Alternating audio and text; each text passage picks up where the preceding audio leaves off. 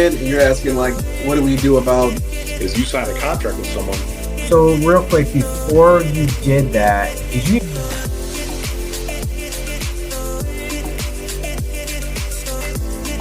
More than 30 years. I got my real estate license in And your origin story. Is that he made an age joke the last time we were. I'm gonna use that Kuka.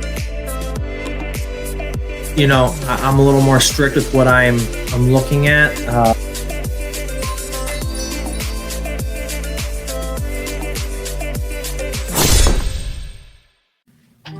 All right, so we just started recording, and Allene, it's great to meet you. So first off, really appreciate you coming on here and actually recording with me. But tell me about you, who you are, what you're doing, and what are your goals? Okay, so my name is Allene, and I just recently started an LLC specifically for wholesaling, with the potential to do some flips in the future, and hopefully some BRRRRs and maybe some Airbnb properties. But right now I'm at the very beginning stage where I am trying to figure out who I'm wholesaling to, how to look at the information as far as like PropStream, legal news, those types of things, and identify what am I looking for specifically, because it's so new to me. It's like trying to interpret a different language. And so until I know what I'm looking for, I feel like I would be more comfortable in, and then, hopefully get, better at identifying properties and who to actually market to. Some of my goals, long term, I'd like to kind of just get my feet wet with the wholesaling. And then, like I said, slowly move into some flips and maybe even some buy and holds. And like I said, eventually some Airbnb properties. I'd like to potentially have a $1 million company with that's all our goals, right? Yeah. 100%. Okay. So first off, it's awesome to start off with wholesaling because you can, once you get into buying holds and fix and flips and things like that, you can cherry pick all the good leads. You know what I mean? So, and keep them for yourself and wholesale the rest. So I also tell people that if you're going to wholesale, make sure you concentrate on wholesaling and concentrate on doing that for a little bit. Don't say, well, I could fix and flip this one and then try to do that. Now, I'm not going to tell people not to do that because everything's going to depend on them. But if you have specific goals where you want to learn wholesaling first before you move on, then don't do that. Okay. And I always say this is wholesale for the first year. Okay. Then if you choose to take a property that you get under contract, I like a cherry pick and buy and hold or something like that. Now, if this was, say, last year where the interest rates were really low, I'd kind of say something different. But it's not that, and you can afford to wholesale for the whole year, because you're going to come across a lot of different situations where you don't know what to do, and you're going to have to figure out what to do. And honestly, you learn the best by doing that. I just want to take my time and just kind of get to know each step of the process. Now I don't want you to take too much time because remember, analysis paralysis. Okay. I still want you jumping in there, talking to people, talking to sellers, and actually digging down and getting into work. What I mean by that is this. There's so many people that just watch YouTube video after YouTube video after, okay, I got this process working. Yeah. And I know this, I know that. And then what happens is they get into analysis paralysis. They don't want to move forward until they know the whole process, to know everything. Mm-hmm. And my thing is this: you can know the basics, know the process, a little bit of how it works. And then what you do is you concentrate on the beginning part, the acquisition. Okay. So concentrate on the acquisition. Okay. Because there's a lot of things you can do during the acquisition part and a lot of different strategies. Then what you do is you JV with somebody who has buyers. Okay. Okay. Somebody either like myself or somebody else who is not myself. I'm not telling you to JV with me. You don't have to. But somebody who has buyers where now you're not worried about that. But guess what? They're more experienced.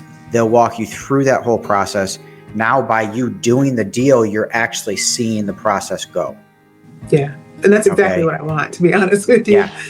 Because I want to know the paperwork. I want to know everything I need to do. So that way, if I come across an excellent, a deal, or, I'm able to get something under contract, I feel comfortable doing that. So 100%. Do you have contracts right now? No, I do not. Okay. Do you have, so what is it? Tell me what you do have and what you do know about wholesaling. So what resources do you have? So right now I'm connected to PropStream. I have, I'm also on Legal News. And so those are pretty much all the information that I have at this point.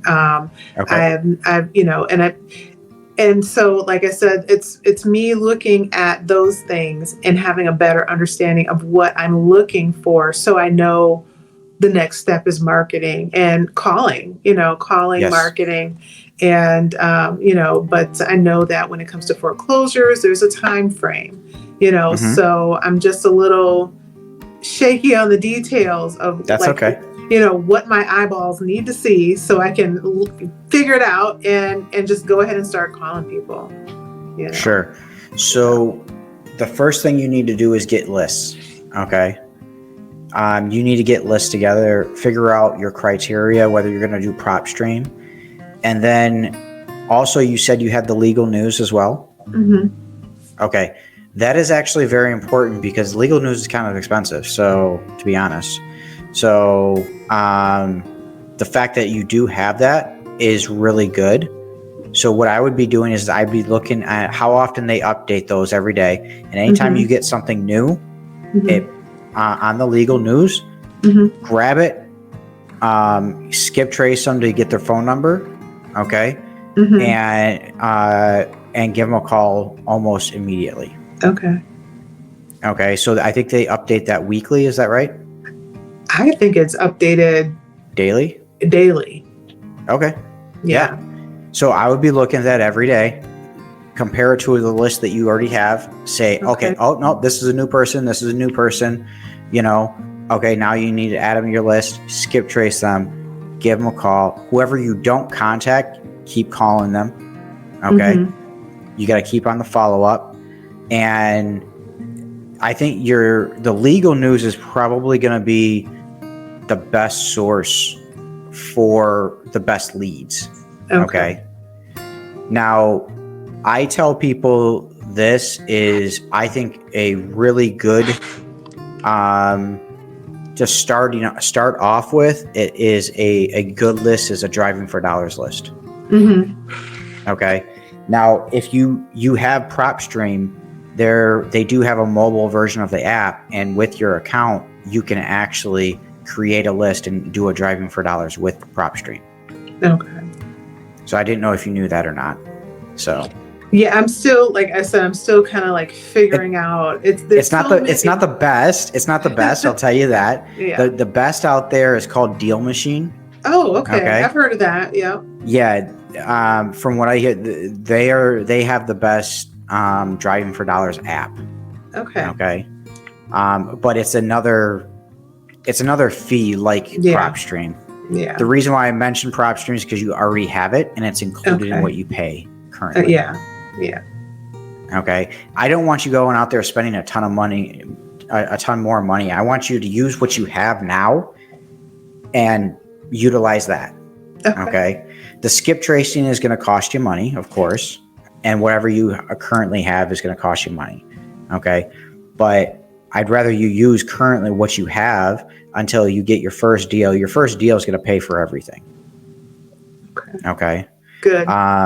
So, my first deal, it paid for my first 4 months my first 4 months of marketing. Okay. It took me 4 months to get my first deal. And I had my first check on there was $1,300. That's great. Actually, $1,333 because it was split 3 ways. Nice. Okay.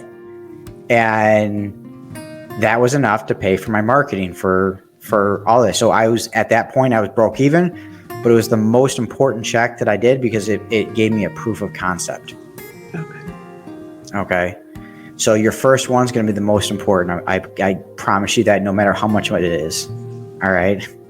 So it could be $10. It doesn't matter.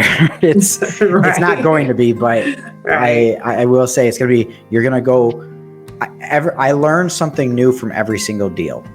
Okay. Mm-hmm. Because there's always something that pops up, whether it be with the seller, whether it be with the buyer, whether it be with title, something. Okay. Mm-hmm. So we'll start off with, your lead generation, because that's where you have to start off with is your leads. Okay. How are you going to get leads? What are you going to do? You have PropStream. You can do a driving for dollars list. You can also search for list criteria. So I'd also test certain criterias. Like I would do it on more of a, like certain areas, like test out like really niche lists. Mm-hmm. And what I mean by test is you get a very niche list and then you get it skip trace and you cold call. Now you look at the analytics of the cold calling and you say, okay, how many people said yes? How many people said no? How many people said not now? How many people answered? How many people wrong number? So on and so forth. Okay.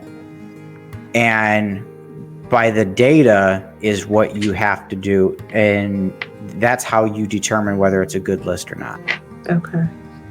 Okay.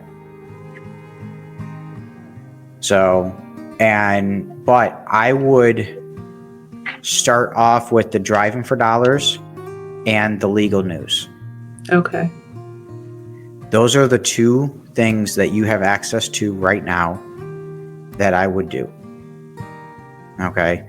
Now, you said you had questions about the foreclosure process and, everything that's going on with the legal news and with that.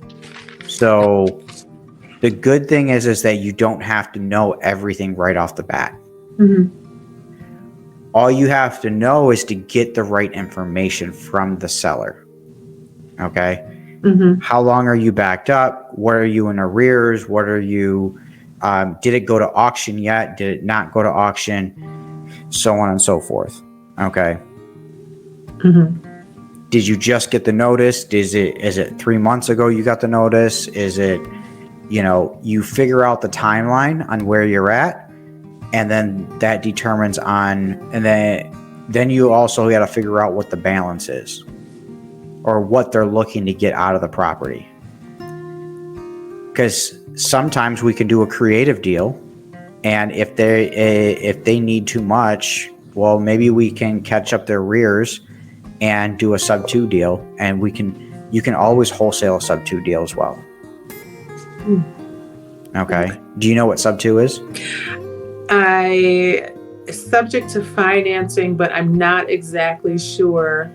It's subject to the existing mortgage. Subject to the existing mortgage. Okay. Yep. So, And that will determine on whether there's a lot of, it's called creative financing. Mm-hmm. There's a lot of creative ways to do things. Okay. So, there's a lot of different strategies that you can, and that's where when you JV with somebody, they can help you out as much as possible with that. Okay. So I'm happy to, you know me, I'm an open book. I'm happy to give out as much knowledge. If you come JV with me on any of these deals, basically, if you bring me a seller, even if you don't have it locked up, I'm not going to go behind your back or do anything. We are now JV'd on that deal. Okay. And I will walk you through the entire process from start to finish. Okay. Even if we don't get it locked up and they decide to go someplace else, I'm not going to go back and try to get it from you. That's just not me. Integrity and everything that's all about what I do. Okay. So I just let people know that ahead of time, that because that is the hardest thing for newbies. Okay. Is sometimes just talking with the seller and trying to get that information out, trying to get what you can. So I want you to start off, be like, hey, you know what? My partner actually knows a lot more about this. If this is like a lifeline that you can throw, be like, okay, there's getting a lot. My partner knows a lot more about this process. Do you mind if we get on a 3-way call with him and you know, we can go over some questions and things like that. And, you know, that way we can accurately decide on what's the best way to help you. Okay. And you say it like that, where we're not trying to take advantage of them. We're trying to legitimately help them. Okay. All right. And we're legitimately trying to see what's the best strategy for them. Because sometimes the best strategy is not going with us and going on the market. Okay. Yeah. With a realtor. Okay. And I walk people through that and I say, well, you know what? I mean, honestly, if this might be the best strategy for what you're looking for, if you don't care about the timeline and you don't care about any of that, and you know, and you want to go that route, I have about 4 or 5 trusted realtors that I can connect you with. Would you like me to make that connection? Yeah. And go from there.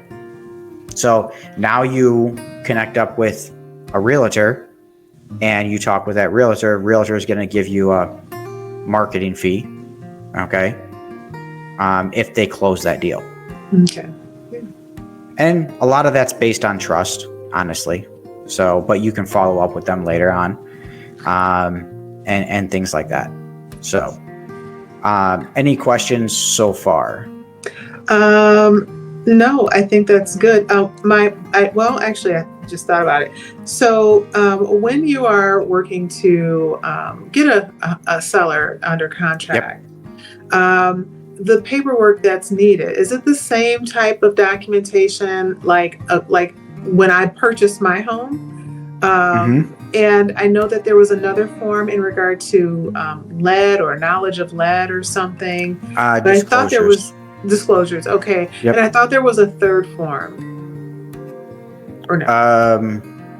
So in a retail market, yes, there are disclosures, and a lot of these sellers, they do have disclosures and things like that. That do. When we're talking about the investing world, in my contract, I have it that, you know, the seller has disclosed everything to us, basically. Basically, we're signing off, hey, we're buying this as is. Okay. And the seller disclosed all the disclosures that they're required to do. Okay. So when we do it as cash, okay, and we're buying it as is, then that's what we do.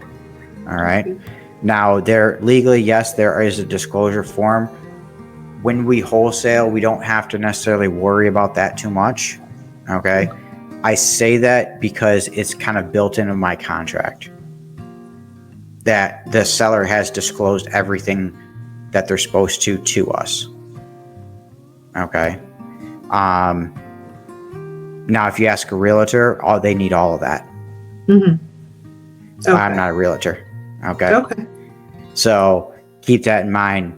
We're investors purchasing a property. Okay.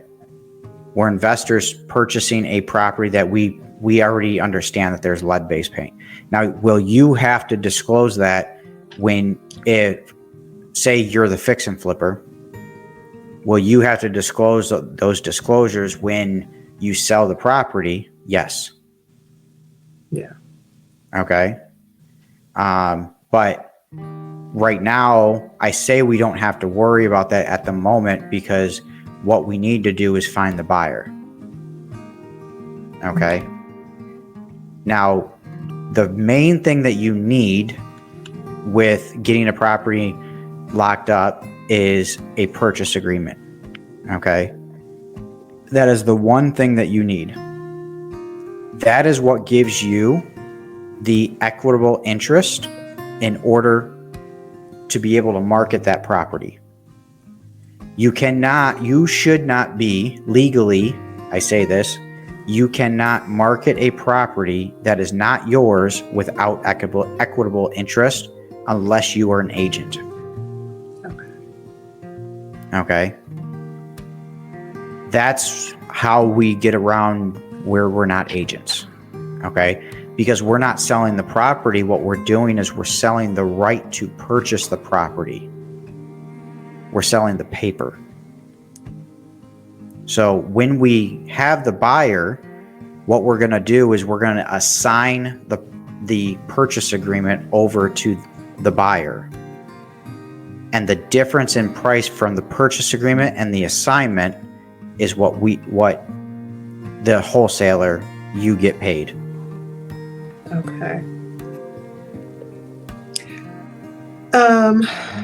Makes sense? Yeah, it makes absolute sense. So in that quick transition from I'm obtaining this purchase agreement and then I'm finding an end buyer to buy the home or the property. Correct. Am I responsible for insuring the property or any of No. Okay. No, you are not. The reason why is because you still don't own the property. Okay. So I don't have any insurable interest. You have equitable interest, but you don't own the property, so therefore you don't have to insure the property. Okay. Okay. So at this point, when you get the PA signed, the purchase agreement signed, that's when you should be working with your title company, get title started. Okay.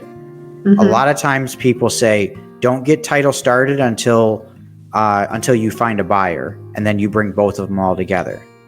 Okay. And in certain situations, I would agree. Okay. If it's looking to be a quick, if time is of the essence, you need to start it right away. Okay. Okay. But I would be working with making connections with title companies and saying, hey, I'm a wholesaler, work with wholesale friendly title companies in the area. Hey, I'm a wholesaler. We're going to be getting more properties. We're going to be getting properties locked up. I'm looking for a good title company to come to where I can come through. And if the title company knows that you're going to be working with them and bringing them quite a few deals or bringing them deals, they're going to want to work with you so that if one or two doesn't go through, they chop it up to just doing business cost. Okay. There are some title companies that will charge you for that because they still put in the work for it. Right. Okay. So you have to look to see what your numbers are. Now, when you get a purchase agreement, that is the most important thing is get the purchase agreement signed. Say now I always like to get the purchase agreement signed at what we're looking to sell it for, or not what we're looking to sell it for. Sorry. What we're looking to give the buyer. I don't really like going back for price reductions. That's just me. Okay. So that means you know all your comps and everything right up Correct. front. Okay. Yep. Now there are there times where, after I'm getting feedback from my buyers, you know what, I missed a couple things, this, that, didn't comp it right, whatever the case may be, I'm going to have to ask for a price reduction. Okay. There are times that you will. All right. Those are called addendums. Okay. You can make an addendum to do pretty much anything to change the contract. Okay. So you can have an addendum to extend it. You can have an addendum to change the price. But the seller has to agree. Okay. So you have to have that talk with the seller. Okay. And then they sign it over. You get everything over to the title company and it goes through like normal. Okay. With that being said, I don't really like to go ask for price reductions unless I get feedback and say, okay, I have a buyer at, I'll just use these as round numbers, by the way. Say we get it locked up for $100,000. Okay. And we're trying to sell it for 110. Well, buyers are coming and saying the max I can pay is 95. Okay. And so now, okay, so I talk to the buyer. Hey, if I can get this down to 95, how fast can you close? Within a week. Okay, great. Awesome. Let me do what I do. Go back to the seller, talk to him. Hey, I know we were at $100,000, but I'm going to do my best. I've been getting feedback. It's because my contractor had this, and that to say. My partners said this, that, and this. Okay. My financing partners. And you use what the buyer said in that. Okay. So if the buyer said, well, the foundation wall is going to cost X, Y, and Z, I'm willing to do it, but I need this off. Oh, when we walked through there, the estimate came back a lot more than we thought it would. I'm not lying because it did. Okay. The last thing you want to do is lie to them. Right. Okay. But I'm not sitting here saying, well, I'm wholesaling the property. My buyer said no. No, you're taking what your buyer said and you're using it in negotiations. I'm not lying to them. The estimate came back higher than I thought. The comps came back lower than we thought. Blah blah blah. This that. So, because sellers will pick up easily on a lie. If you're trying to bullshit them, they will pick up on that so fast and they will run. Yeah. Okay. So I hit them at 80. All right. Hit them at 80. Oh man. 80. You know what? I think I'm going to, I think if we do, I have to be at 85. Otherwise I'm going to put it on the market. Okay, well, I got it sold at 95, right? I'd rather make something than they all don't need to be big paychecks. Yeah. Okay. So if I know I have a buyer and the worst thing he can do, okay, let me think about this. You give him a little, while you're on the phone, I don't know. Let me run some numbers, Right. Are you sure? Are you sure that's all you can do? Man, I'm trying to work this out as much way as we can. Again, it's negotiating tactics. All right. All right. I don't want to do this. My partner doesn't want to. My partner's going to kill me, but all right. If we can do this, all right, how about this? And you try to get down a little bit less and be like, but we can close it within a week. And usually that time frame helps that. Okay. Now, sometimes it doesn't, and you still end up going through with it, but at least you're making something. Yeah. Okay. And these are just rough examples that I've actually been through. Okay. So you got to keep that in mind, that use their motivation. The biggest thing in the beginning is finding their motivation and why they want to sell. Oh, this was my dad's property. I just don't want to do anything with it. Okay. I'll take out all the sentimental things that you want, leave whatever you don't. Okay. Don't worry about that. We'll take care of that. All right. Now, if you put this on the property, you're going to have to clean this out. You're going to have to hire a crew. You're going to have to do all this. You're going to have to spruce it up, maybe do some painting and things like that to get a homeowner to come in there and get approved for a loan. And it's the truth. Yeah. So with that being said, you walk them through these processes. Okay. Everything there's a pro and a con to everything. And it depends on their motivation on whether they'll accept that pro or accept that con. Does that make sense? Yeah. Okay. So I'll restate this again. I go from the beginning, lead generation. Start off with driving for dollars. And because you have access to the legal news, I would be taking down every single piece of information from the legal news that you can, put it in a spreadsheet and get it skip traced. Okay. Then I would follow up as soon as possible, because as soon as it hits the legal news, other people are going to be calling as well. And speed is your key to that.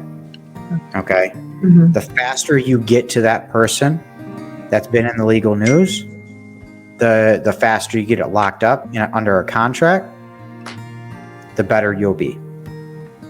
Okay? Okay. But I urge this for new wholesalers: do not lie. And what I mean by that, don't pretend that, like, if you have to say, me and my partners are looking at the property, say that. Because it's true. Your buyers are your partners. Okay? But what I mean by don't lie is, if somebody blatantly asks you, are you a wholesaler? Say, sir, that is one of our strategies. We also do have other strategies as well. And that's kind of what I do, is I say, we have multiple different strategies. I may not know exactly what I'm going to do right off the bat, but we have multiple different strategies. Okay? So we have to run the numbers for all of them. Yeah. And I said, but whatever I promise you is exactly what you're going to get. Make sense? Oh, absolutely. Absolutely. No, but you say that seller. I'm saying. Oh, okay. You ask the seller, does that make sense? Okay. Okay. As soon as they say yes, oh, I don't care. As long as you give me what we promise, I don't care. Right? Yeah. And that's the reaction that I get. Yeah. Okay. So keep that in mind, is that how you talk to these sellers. One thing that I listen to on YouTube, I love listening to these type of videos on YouTube, and it's live seller calls. Okay. Because nobody can fake those. I mean, they can, but if you're looking on YouTube and there's this guy that has an hour long of seller calls that he's been following up for a while, okay, what I look for is not what they want you to see. I'm looking for the actual reactions to the questions that he's asking. Okay. And how he's responding. And that's actually truly how I learned. Okay. I'm not very book smart. You probably don't know that about me. A lot of people don't know that about me. I'm not. I learn by doing. That's just how I am. But I learn very fast by doing. Yeah. I know something works, I do it. I found out it works, great. Try something different. That doesn't work, okay, go back to what did work and see where I made the mistake. Yeah. Make sense? Oh yeah, absolutely. Same here. That's why I'm like, I want to like partner up with someone who's been through this process before, because I don't want to just be out here spinning my wheels and not getting anywhere. So 100%. yeah. So yeah, one thing that, you know, I'm happy to work with you, help you out, and you know, if you want to call it coaching, call it coaching. It's up to you what you want to call it. But I'm here to help as many people as I can by giving as much knowledge as I can. And if we can JV and I make some money, you make some money, great. That's awesome. You know. So with that being said, so we got the lead generation covered. Mm-hmm. Okay. How are you going to be calling these people? Is it going to be calling from your cell phone? How you know, what is it that you have currently that you're going to be, how are you going to call them? I actually do have a business line, a business phone. I have a website also set up, which allows, you know, once I do my marketing or, you know, whatever that's going to be, it allows people to go to the website. They can fill out a quick questionnaire if they're interested. And like I said, I have my business phone number. So I'll be calling, you know. Is this a website that you created? Yes. Well, me and GoDaddy. So. Hey, right? Right. Now, you don't need a website for this. I'm going to tell you that right now. Okay. I didn't have a website for a very, very long time. And really, the only website that I have is actually for the podcast. It's really not for the seller. So it's not even for my wholesaling business. It's for the podcast. Mm-hmm. You know, so you don't really. There are some people. Oh, do you have a website? Do you have credibility and blah blah blah? Mm-hmm. Sorry, the business is just me, myself, and I bring in finance partners per deal basis. You know, so and that's how I get around that. You know. Okay. If you're looking, and I tell them, if you're looking for some big company to purchase your house, like a Red Rock or like some big fundraising company or big fund or whatever, I'm not your guy, and I'm happy to not follow up with you. Mm-hmm. But that's just for me. I got to be able to make money. I do this to make money, but I want to be able to help you out as much as possible as well. Mm-hmm. Where we can give you speed and convenience, So, and I also add in some of the pain points that they told me that they needed. So, like if for some reason you're like, oh yeah, I add in for the fact that I do all the work, you don't have to. Mm-hmm. Even after you get the buyer, you're still the only one dealing with the title company, not the seller. Okay, you're still. It's not like after you get the assignment done and send it off to title and your hands off and that's it. No. You still have to follow everything through title, and you still have to make sure it can close. If there's any issues that pop up, you go back to the seller, you talk to them to see if we can clear those up, or you go back to the buyer and say, hey, we need funding on this day or this day. Can you close here? Can you close there? So on and so forth. Oh, that makes sense. Okay. Make sure it closes. It makes sense, but like that's one thing that I get is a lot of new wholesalers. Yeah. Okay, assignment signed. We send it off the title. Great, awesome. On to the next deal. But you haven't closed this deal. Like I'm all for keep working on the next deal. Yeah. Because I'm all for that 100%. Okay, but you still have to make sure that deal closes, and you have to make sure that the seller is not feeling like that they're being taken advantage of. Mm-hmm. So how I do that is even if I don't have the buyer yet, I'm still constantly updating the seller. Okay. Keep open communication between you and the seller. Yeah. Okay. As soon as you start to ghost them or not answer their calls or not update them, they're going to think in their heads that they're being scammed, or their friend's an agent. Everybody has a friend who's an agent, right? Mm-hmm. All right. And Now they're in their ear saying, well, let me take a look at that purchase agreement, and I think I can get you more money. And now they want to walk away from the deal. Okay. Yeah. There are ways to protect yourself if that happens. Okay. But the biggest thing is that you want to make sure if the seller feels comfortable with you, that you have their best interests at heart, they will stick up for you through thick and thin. I'm going to tell you that right now. Even if, say, one of your buyers tries to go behind your back and tries to snake the deal, which I've had that, okay? And because I had a good rapport with the seller called me up and say, hey, this other guy tried to offer me, I think it was the guy that you had walk through here. You know, he came to me and he's like, you know, he offered me a little bit more than you did. And, you know, but you know, I'm a man of my word, and I'm going to honor the deal you have as long as we can close when you say we can close. I say, I appreciate that. And I had another buyer lined up already, you know, and we closed the deal. So that's where building rapport and building trust with the seller really comes in handy. Yeah. Whether you're doing this virtual or whether you're doing it in person, it doesn't matter.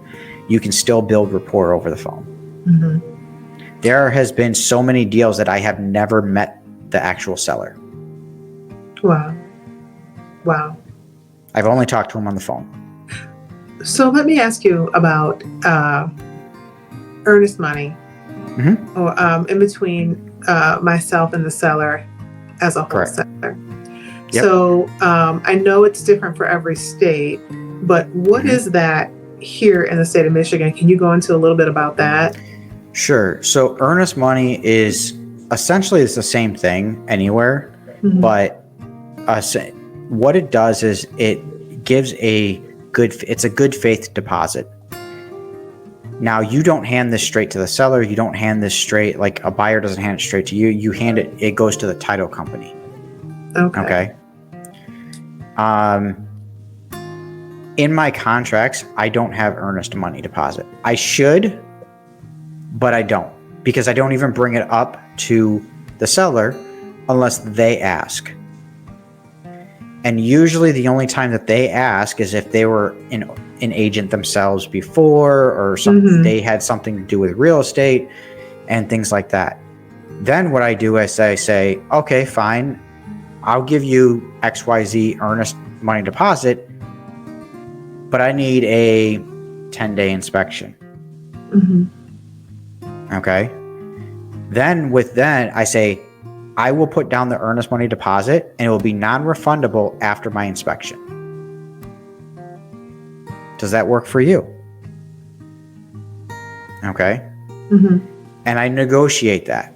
Hey, I'll give you the earnest money deposit that you want to make you feel safe, but it's going to have to be after my inspection. I'm already paying for an inspector. I'm paying for a contractor to come out there to take a look, blah, blah, blah, this, that. Okay. And usually they agree. Okay. Then what I do is my buyer, when I bring a buyer, I tell them, hey, you need this amount earnest money deposit. And usually it's over. Like I put it as over the amount that the seller requires. So if the seller's only requiring $500 or $1,000, I may require from my buyer $2,000 or $2,500. And I let them know right away it's non-refundable. So, and then they have to pay it to the title company within 2 business days, or within 1 business day of signing the assignment. Okay. Yeah, I thought that there was, when you get a home or a seller under contract, I thought that there was, just a little disclosure here. I'm involved in a women's real estate Yeah, I remember you investment. telling me Yeah. about that. Yep. So, but they're not based here in Michigan. They're based outside of Michigan. But in some of the trainings that I've watched, basically they're like, you get your contract. Here's like, I think she said like $10, and you hand that money to the person, because the house is under contract, or the seller has everything under contract, and this contract's good for X amount of days. And if the seller changes their mind, they just keep that $10 or whatever it was. Is that a thing here? Are we doing that? So no. Okay. The thing is that there are some people that, and it might be in different states, but I know it's not here in Michigan. Some people think that unless I put down an earnest money deposit, the contract is, there's no equitable interest unless I put down an EMD. Okay. And it could be as little as $1 to $10, doesn't matter. Now, the question is, if you did not put down an EMD, really, will the court, if you end up taking it to court, how will the court find? That is actually the question. Is a judge may say, well, you didn't put down an EMD, so you really didn't have equitable interest. And if it gets to that point, you didn't put down EMD, you might as well just let it go. Okay? Judges don't like investors. I'm going to tell you that right now. All right? You might as well save yourself some lawyer fees and court fees and this and that, and just say, all right, I'll just move on to the next one. All right? But it is not legally required to have an EMD in order for it to be legally binding. It is not. And some people think it is, and that's where you get the $10 comes in. Okay. Okay. Yes. Thank you for clearing that up. Yep. Because I'm listening to how these other people are doing it in these other places, and then again, not having started here, and I just want to do things the way that it's supposed to be done. I don't want to do anything more or anything less than what's happening out there. Sure. And the thing is that it could be that, yes, you could do it, and be perfectly, and be perfectly legal and do all of that. But in my opinion, it's not a necessary step at the moment. But when you decide to get bigger, that's when I would recommend doing it. Okay. But in the beginning, and the reason why I say when you get bigger is because what happens when you become bigger? When you become a bigger business, you become more of a target. Yeah. For lawsuits. Okay. Then I would implement at that time maybe a $10 rule, but I would never hand off EMD straight to a seller unless you're willing to lose that EMD, like the $10. I'm willing to lose $10. I really don't care. I mean, I spent more than $10 on a lockbox, and I'll leave a lockbox on afterwards. Yeah. Okay. Yeah. Because if my average wholesale fee is about $5 to $10 grand. What's $10? Okay. Yeah. Exactly. What's $40? Because that's the average cost for a lockbox for me is about $40. Okay. I go to Home Depot and I buy a lockbox for $38 plus tax. So, I will, on a vacant house, I'll usually try to put a lockbox on it, and I'll try to convince the seller that, hey, can we put a lockbox on there? Now I don't need the seller to be there when I do showings. Yeah. Okay. Sometimes I don't even need to be there when I do showings. If it's a buyer I trust, then I'll have them walk through by themselves. Yeah. So another question that popped up for me is, at what point do you have the contractor come in and take a look at the house, or to kind of do an assessment? I mean, I know prior to, I'll be running comps to get an idea, but Correct. Or do you get the house under contract first and then say, or how do you do that? Sorry, I didn't mean to interrupt you there. Oh, it's okay.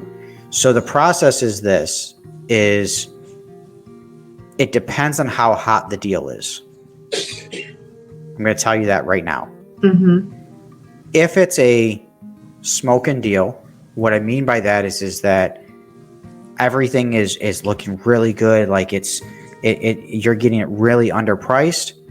Get it under contract and worry about going out there and viewing the property and getting photos and getting marketing and stuff like that later. Okay. But what I usually like to do in my process is I follow up with them. I get all the information I can. Mm-hmm. If we're around about the price where we need to be or close to it, okay, then I'll say I need to walk through the property, so then I walk through property, I take some photos, and to this point, I'm at least, how should I put this? I can at least estimate a good rehab. Okay. But when you're in the beginning, what you can do is this, okay, is you can, get talk to a contractor and get a bid. Go have them meet you out there at the same time you're taking photos. Okay. Sometimes you only have one shot and that's it. Okay. And overtake photos 100%. Act like you're walking through the property. Like the paparazzi. Correct. All right.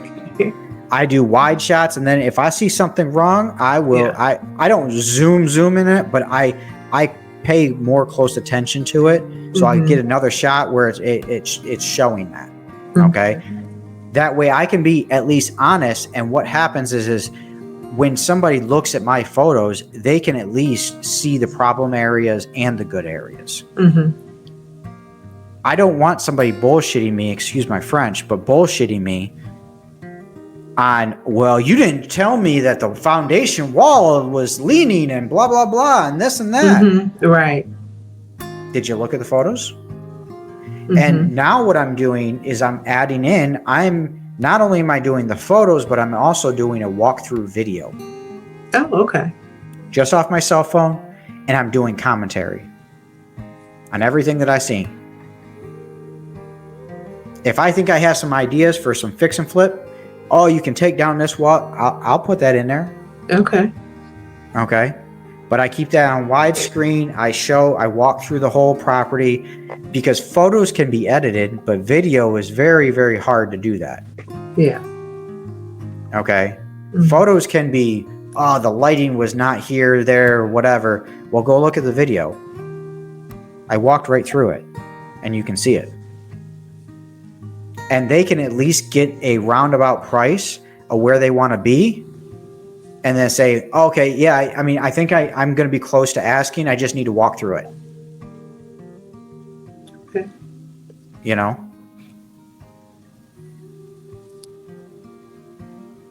Okay. So that is with marketing.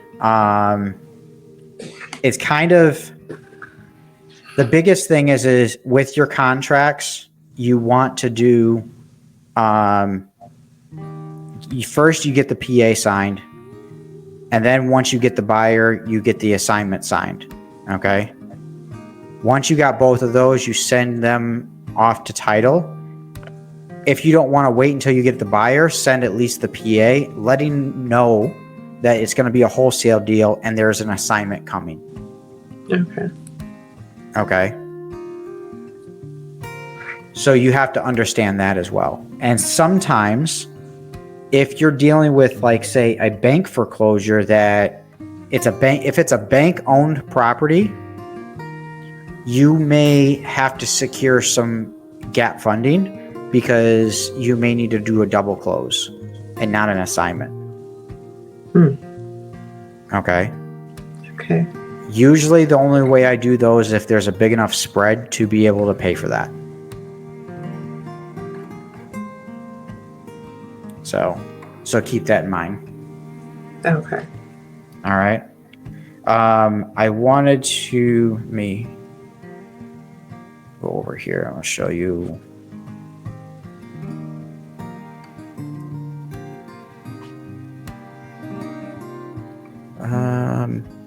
Here we go. So I'm going to, as soon as it comes up, there we go. Percent.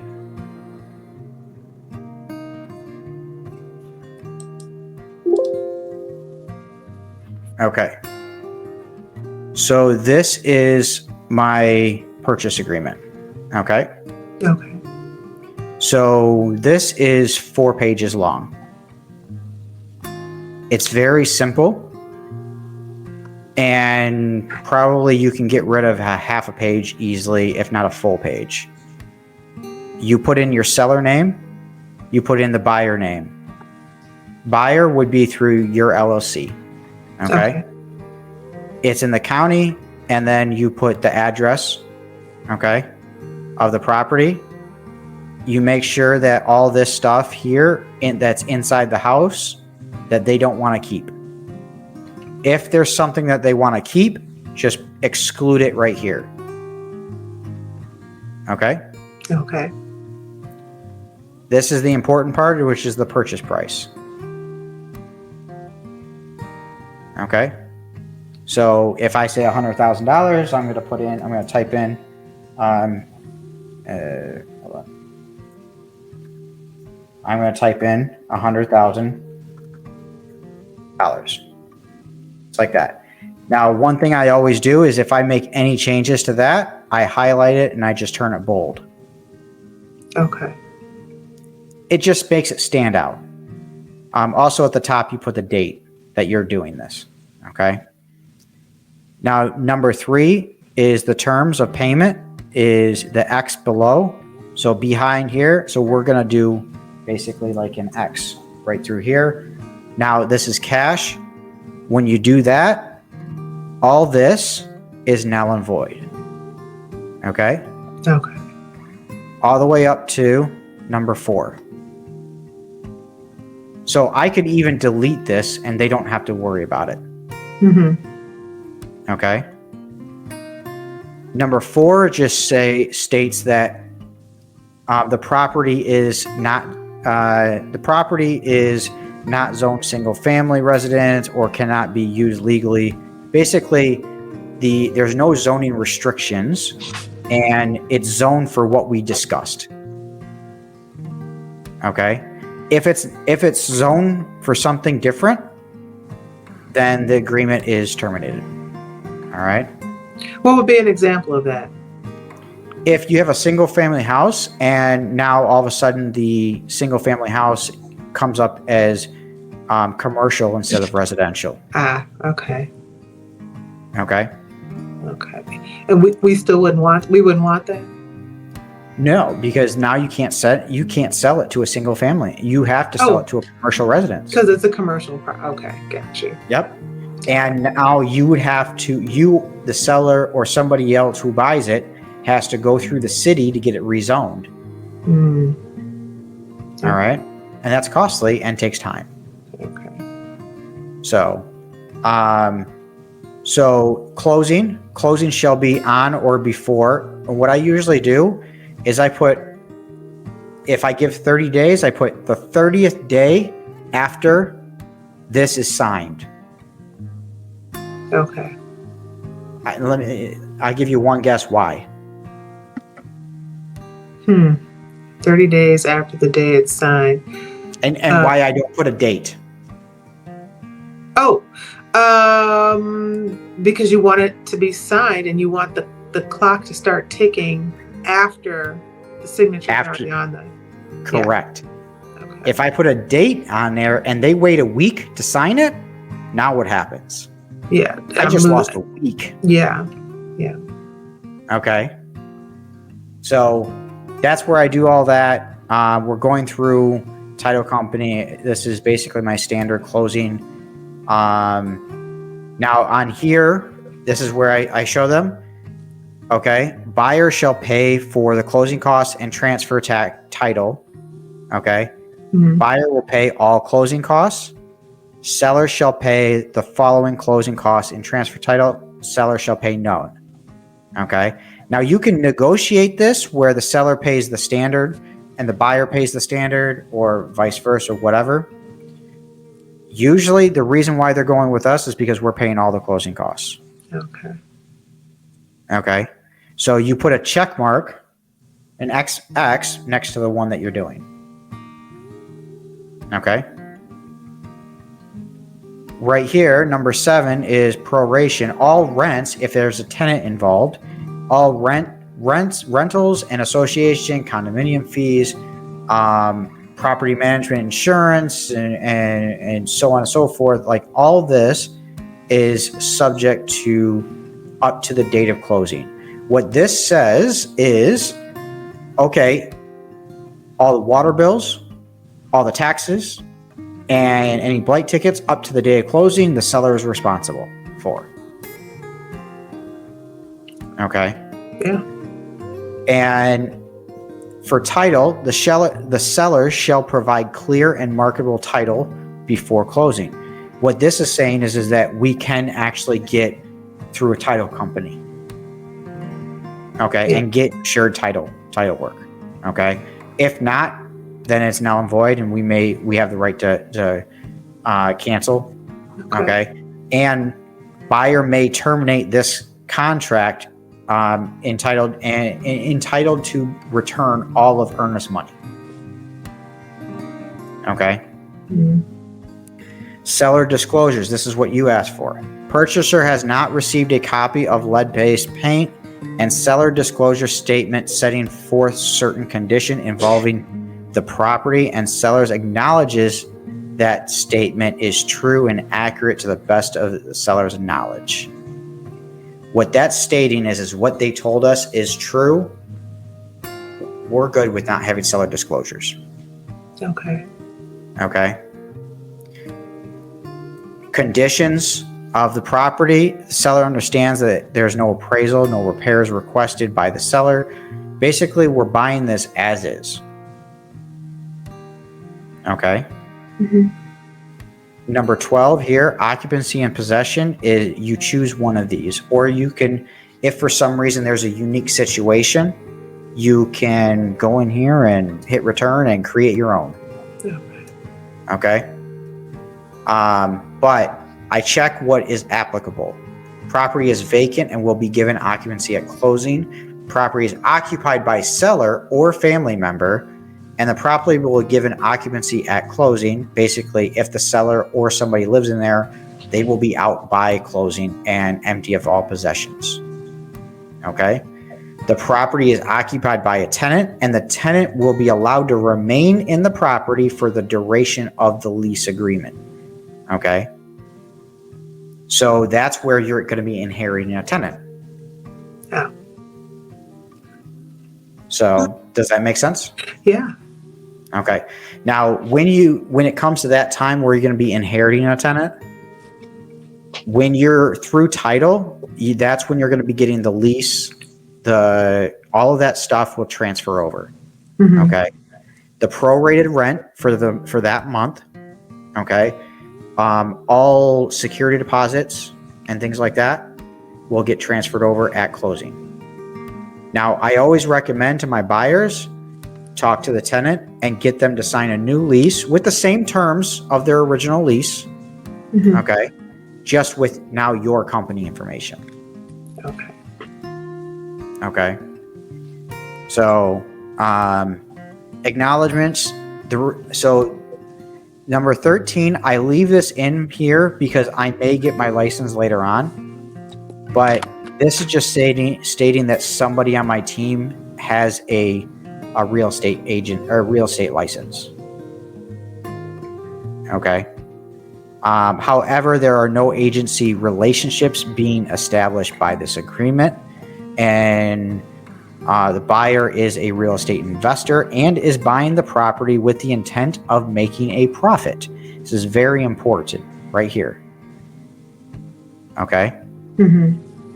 And having also number 14 in there is very important, where the seller agrees that the buyer may market, list, or list on the multiple listing service, negotiate, and resell the property to a third party via assignment contract. Okay. Buyer may elect to assign the contract to a related entity or a third party. Essentially, this says, yes, we can wholesale a property. Okay. We can assign the property. Okay. So inspection period on here is, if you have an EMD, I would put an inspection period in here.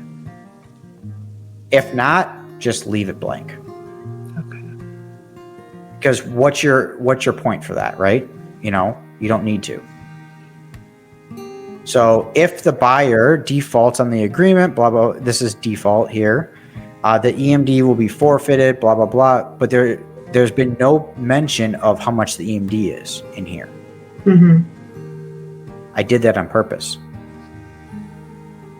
All right. The agreement of parties. This agreement contains the entire agreement. The parties supersede any previous. Basically, all this number 17 is stating is that everything I said in here is true. It's an agreement. It's a contract. Now, there are two things that I put in here for additional terms. Okay. One is that the seller agrees to use title company of buyer's choice. Okay. The second one is the seller agrees to, one, give access to the property via a lockbox at the buyer's expense. Means the buyer, us, we are paying for the lockbox. Okay. Mm-hmm. Or if it's occupied, give access to the property with a 24-hour notice. Okay. So it depends whether it's vacant or whether it's occupied. Okay. I add in those two terms in additional terms. And then I just have we sign and then the seller signs and dates. Mm-hmm. We have two lines for the seller because if it's a husband and wife and you need two people to sign, that's the reason why. Okay. Okay. If you only need one person, you only use one line. Doesn't matter. All right. It's a very simple document. Okay. And I have this actually on my website for sale. Oh, okay. Okay. And I will bring that up to you. Give me 1 second. Bring that up, show you.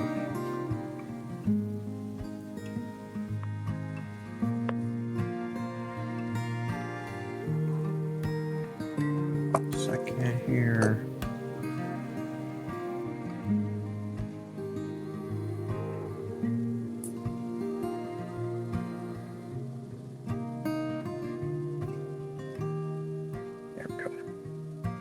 So this is my website here. If you click on digital downloads, you have my purchase agreement and assignment of contract. And then you also have my deal analyzer. Okay. Okay. So these are all for sale here. Okay. And you can see any of the podcasts and things like that. It's just randystedwell.com. All right.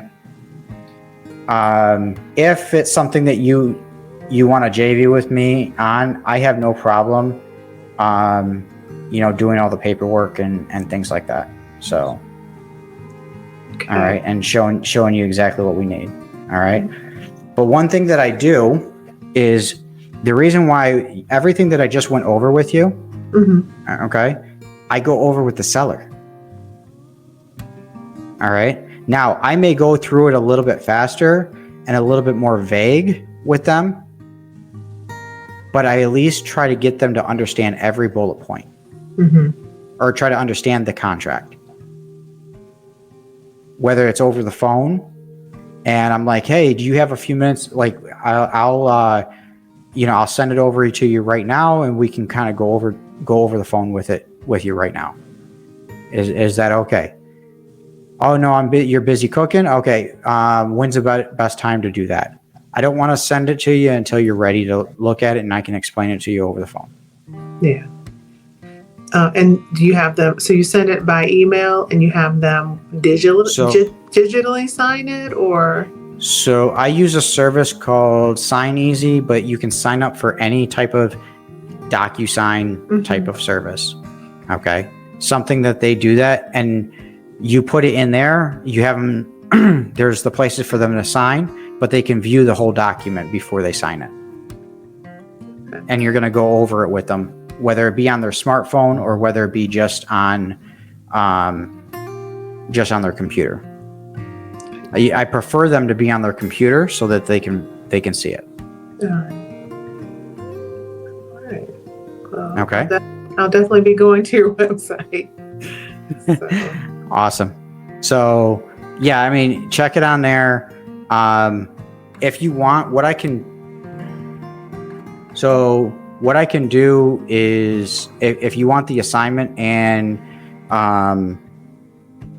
purchase agreement together, I can create a new one where it has both of them and it's at a reduced price. Okay. Yes. Okay. So I'll create that today. It'll be in the same location though. Okay. All right. And I put everything as far as like the lines and what you're supposed to edit. Okay. All right. So like where it says the sellers, and same thing goes with the assignment. Okay. I put like your company information, the buyer's company information, and so on and so forth. Oh, okay. So it's already there and it doesn't have to. Well, you just have to change it. It's on the lines and you just have to put in the information. Oh, okay. All right. But I highly recommend you read over the document and understand it yourself. Mm-hmm. Okay. That way you know exactly what it is. And if you need to edit it for any reason, you can. Okay. Okay. Okay.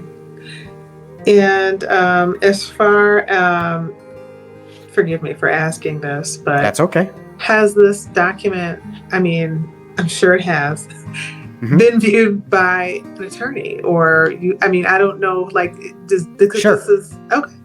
Sorry. Sure. No, you're perfectly fine. I don't want to offend you. So it has been viewed by attorney, not by my attorney. Okay. I actually got it from a mentor of mine. Okay. Who he had that, and I've been using this document in the state of Michigan for all my deals. Okay. And I don't have if I have any problems with it, the title companies will tell me. Oh, okay. Because the title companies get audited. They actually audit themselves because they don't want to get audited from the government. And so they have to make sure everything's followed legally. Okay. Does that make sense? Absolutely. Okay. I'm with this women's network, and part of the program that I'm in, they have a company that they work with who they look at all of the contracts or whatever we need them to look at. And like I said, And I encourage you, have them, if you have access to a real estate attorney that wants to do that, have them look at it, have them look it over. And then if you need to change anything, change it. Okay. That's the good thing about these documents. Is that it's very easily changeable. Okay. Yeah. Like I know they have something for the state of Michigan. I haven't looked at it yet. I will be, but so I don't have any, there's nothing for me to compare it, Correct. Yeah, that's fine. So yeah. 100%. I'll share that with you. I'll share that with you if you want to see it. Yeah, that'd be awesome. Yeah. So I'll check that out and see where that kind of lies in. Because I had a different contract in the beginning, and it was actually a one-pager. It was a one-page contract. It's not to say that's bad. It worked too. Yeah.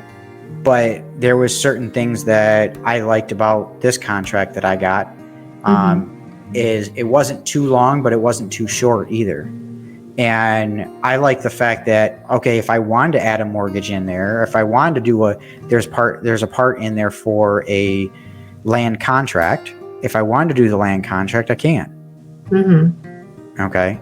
So I have different options there. And if I don't use it, I can just delete it. And what I do is I save it as a file as a master copy. And then whatever it's filled, I fill it completely out. And then I hit save as and save it as the property address. Okay. Now I'm never rewriting over the master copy. All I'm doing is saving it as the new property.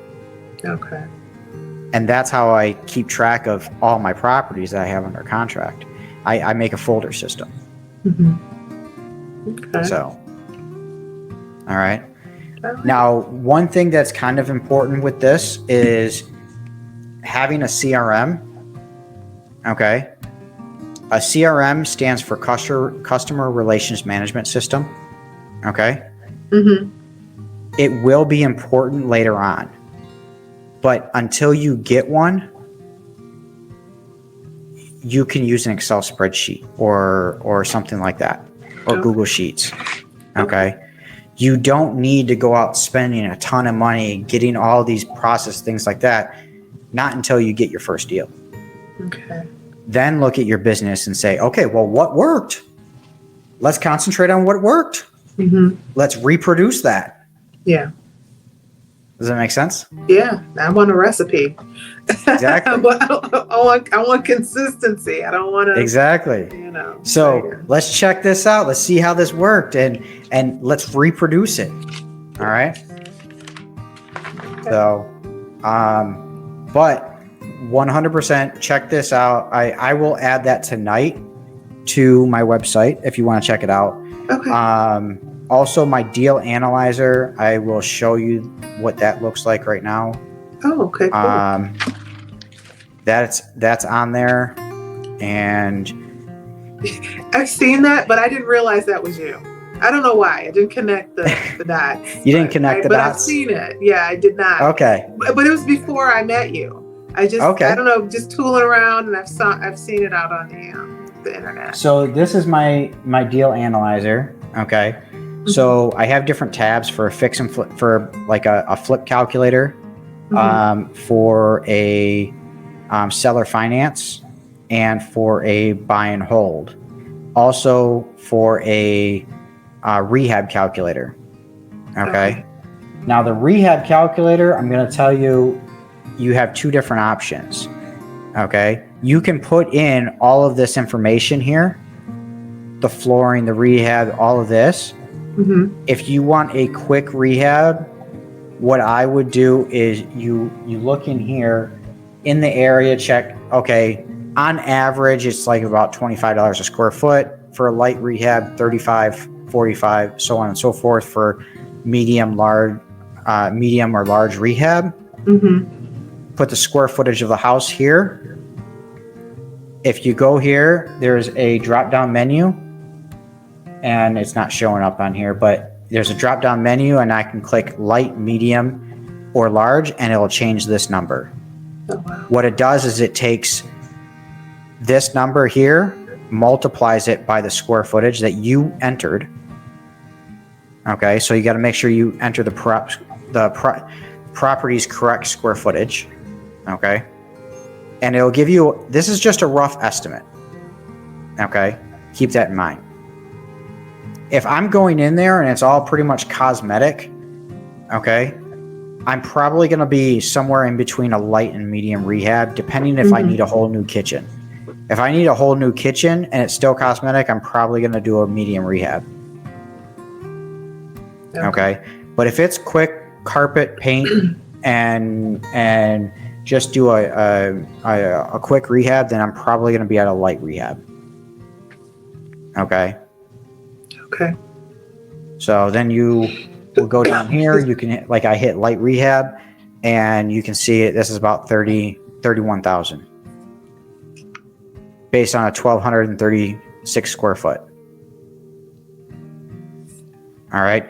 Then when you get it under contract, now you run your numbers, you get under contract, and you talk with a contractor, and now you can fill out all this information. Okay. And as soon as you fill out all this information, it totals up here on each one. And then the addition, it adds this one, and this one over here in this top one. Let me, in this top row here. Okay. So now you can compare what the actual estimate is to this estimate. Okay. Okay. So you can put in property address, and then I would do the same thing for this one, is keep it as a master and then hit save as to whatever property save it as a new document for whatever property you're doing it with. Okay. And what is this, like an Excel spreadsheet basically? Okay. Yeah, this is an Excel spreadsheet. Okay. So the contracts are in Word documents, so you can use that and edit them.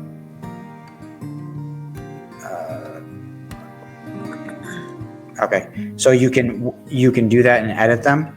Okay, but they are it's definitely you got to have like some sort of Microsoft. Okay. Word. Yeah. So yeah. You can upload them to Google Sheets and things like that and have it that way. They do accept them. So on the buyer, on the buy and hold and the seller finance, there's 2 links here. And one link here is for updated Michigan taxes. So you would look up the updated you would calculate the updated taxes based on what the purchase price is. So that now you can calculate for a buy and hold the correct amount of taxes and get a more accurate reading for non-homestead. So if the purchase price is the $55,250, then If this is the purchase price, it's called SEV value. Okay, the SEV value is going to be half of the purchase price. Okay.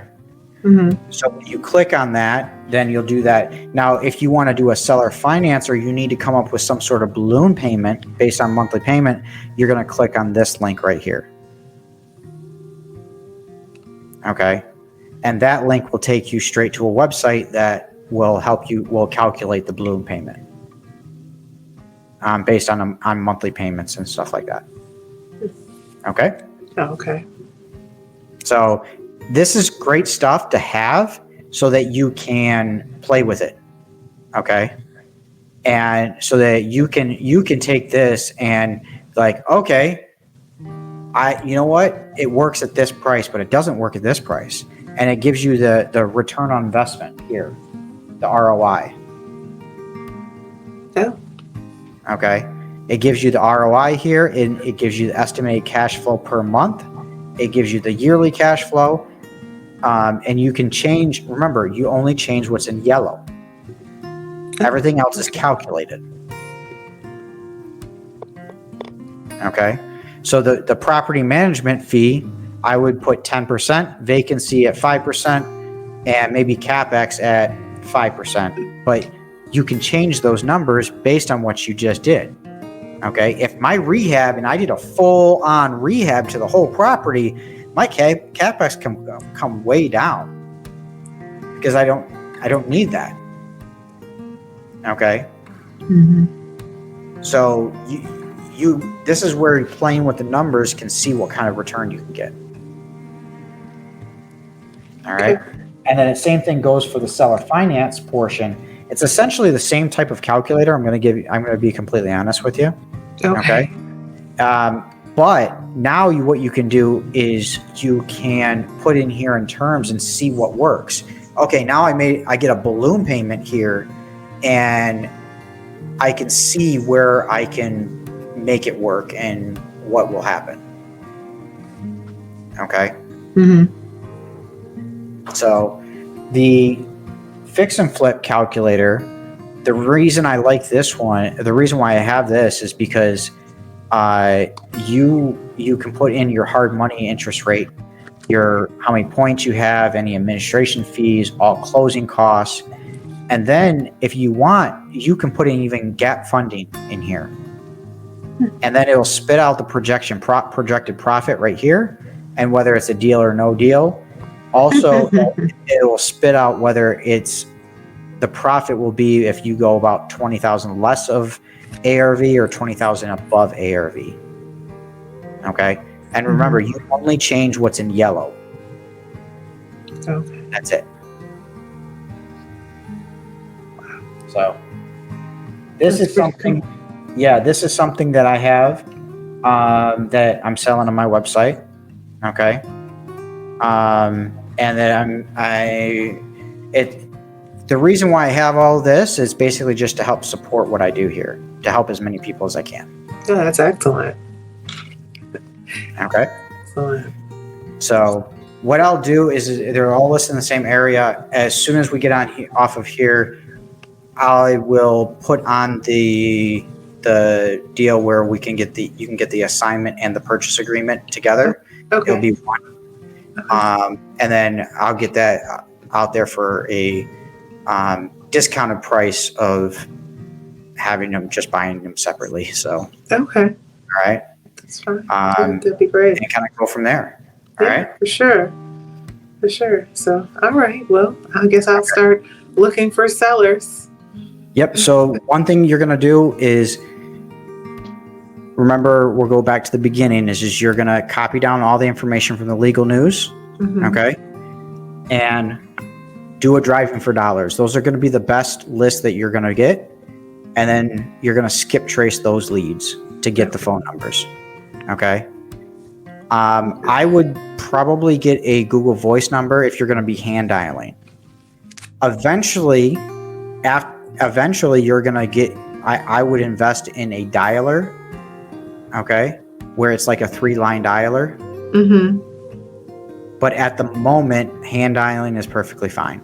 Okay. When you're doing it yourself. Okay. Yeah. When you scale, that's when we can have another conversation about how you can scale and what you can do. Okay. And we can get back on here and do another session. Okay. Because I'm sure I'm going to have 1,000 questions. So. Sure. Yeah. Not a problem. Yeah. Well, thank you so much. This was an excellent learning opportunity here. So thank you for having me on your podcast. And I look forward to hopefully, maybe being on another one in the future. Like I said, most definitely. I'm sure the questions are going to come. They always do. And that's perfectly fine. Feel free to reach out to me. You have my number. You have my email. So you have access to me. Okay. All right. All right. So I wish you nothing but the best. And thank you. If you have any questions, just reach out. I will. I will, for sure. So, thank you so much. Not a problem. I will email you with the link and everything later on today and go from there. Awesome. All right. Thank you. Thank you. Awesome. Bye. Bye.